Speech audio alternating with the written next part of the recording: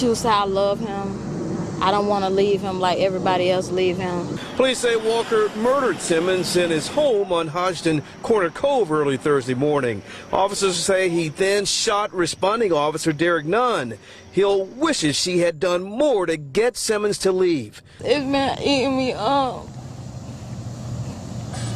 She don't deserve that. Like, she was a good person. I know you was trying to get away from her, and she kept bothering you and bothering you.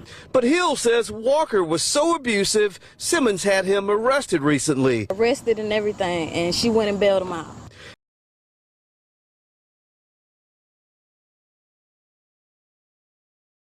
Hello everyone, and welcome back to the channel. Today we have another story.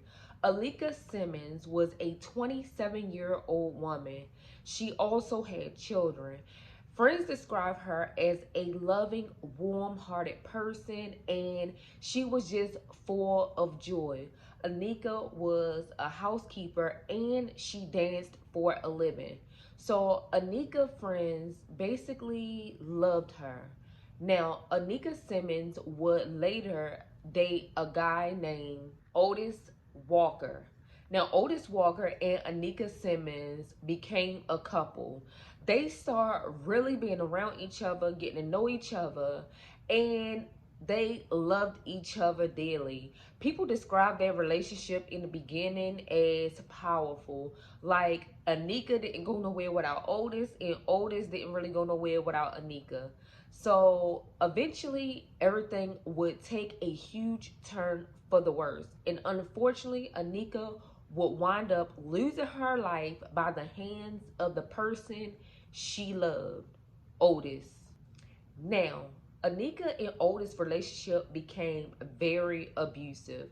Like, they both were going back and forth with each other, putting their hands on each other, and witnesses state that Aleka was the aggressive one, but other people state that Otis was. So it's like iffy.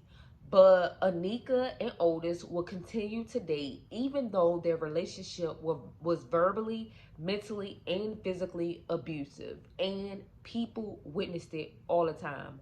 Now, Otis' friend says that he would tell Otis to just leave the relationship, and Aleka friend, Ashley, and other friends would say that they told Aleka to leave the relationship.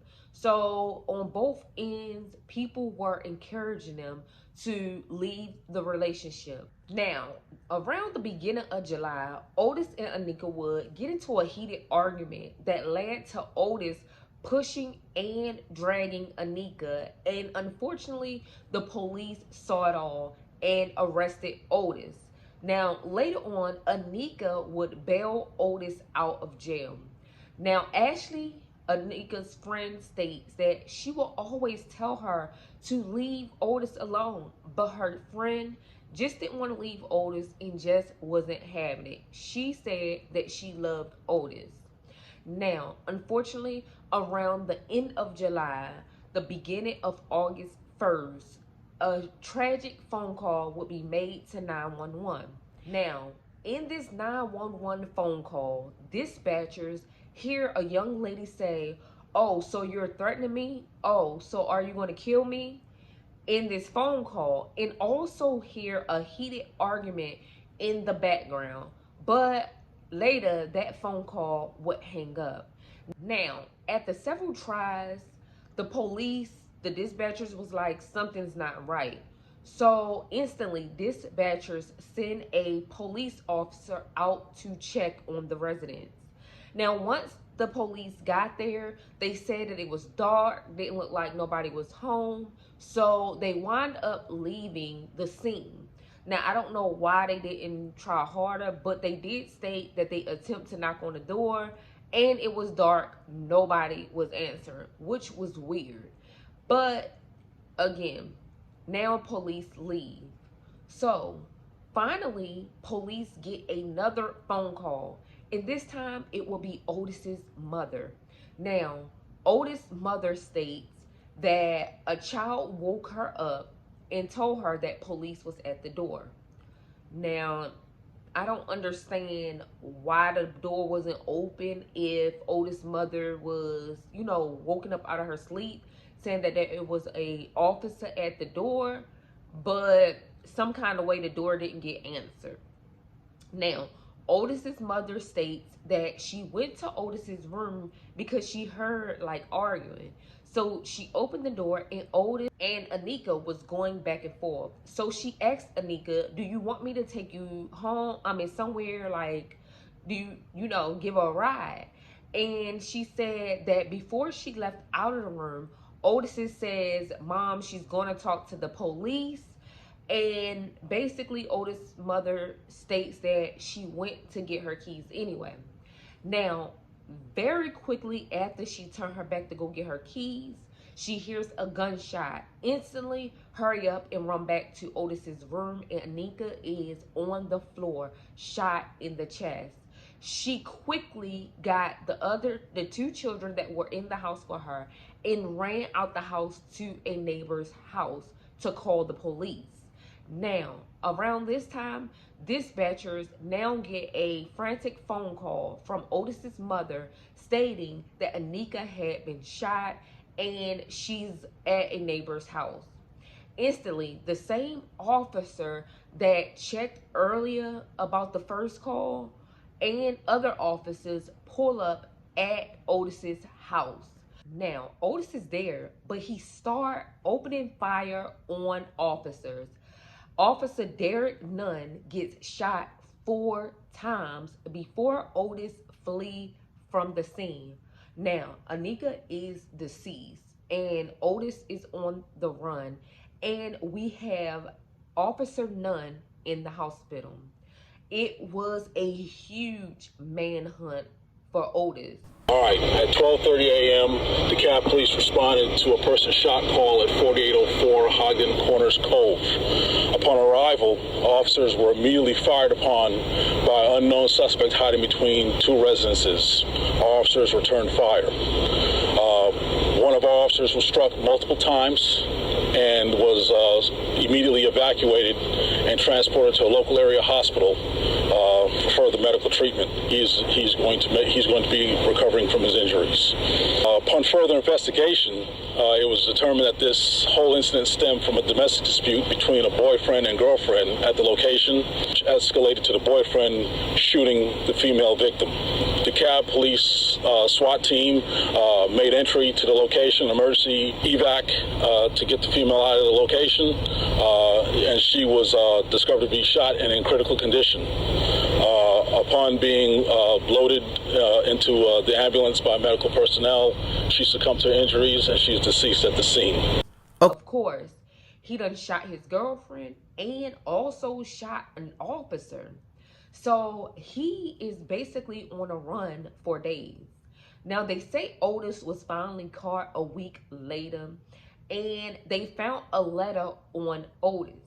Now, he states he didn't mean to shoot the officers, and in the letter, he also apologized for shooting Officer Nunn. And then he goes on to say that he shot his girlfriend because of self-defense.